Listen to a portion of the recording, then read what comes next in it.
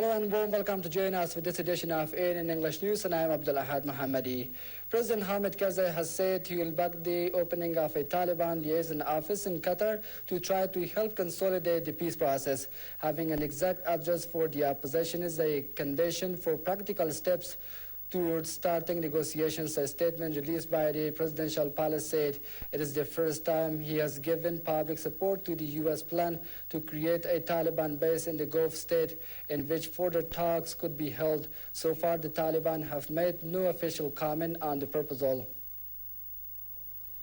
Mullah Omar was never on the FBI's most wanted list but continued to be on a list of the State Department, which has declared up to $10 million on his head, said an FBI spokesman. Pakistani media earlier reported on Tuesday that FBI has removed Taliban leaders' name from its most wanted terrorist list. So there is no question of him being removed from our list, said a spokesman for FBI. The Express Tribune newspaper, which originally reported the case, has pulled this story from its website. Ministry of Mines signed a deal Wednesday with China's National Petroleum Corporation, allowing it to become the first foreign company to exploit the country's oil and natural gas reserves.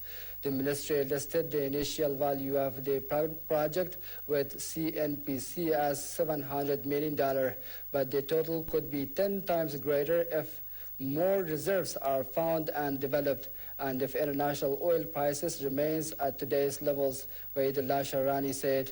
The contract, which covers the Amu Darya Basin, is the first of several such blocks to be put on the market in coming months, he added. The head of the UN refugee program in Afghanistan on Tuesday described its strategy in the war-wrecked country since 2002 as the biggest mistakes UNHCR ever made. Almost a quarter of the population of Afghanistan is made up of refugees returning from Pakistan and Iran. Many find themselves homeless or living in slums under tarpaulin.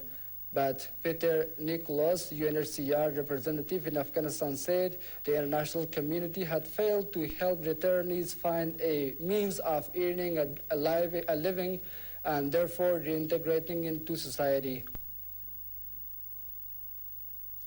A district council chief and his son were shot dead late Tuesday by suspected militants in the southern Helmand province, local officials said on Wednesday.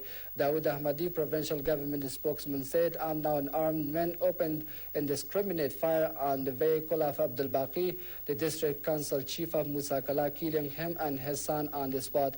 He said Baqi was driving from district headquarters to home when the incident occurred, in which his grandson was also killed.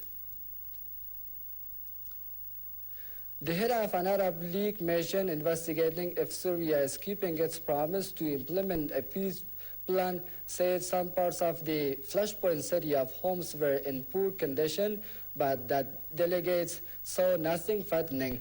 There were some places where the situation was not good, but more investigation is needed, said Sudanese General Mohammed Al-Dabi. The official said that his monitoring team will visit other protest hubs. According to the local coordination committees, more than 42 protesters were killed across Syria on Tuesday. No oil will be permitted to pass through the key oil transit Strait of Hormuz if the West applies sanctions on Iran's oil exports.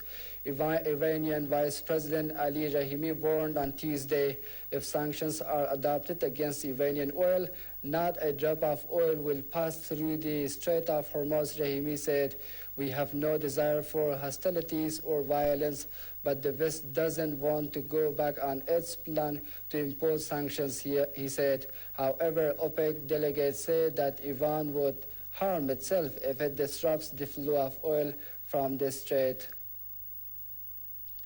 North Korea has begun 2 days of funeral services for late leader Kim Jong-il with a huge procession in the capital.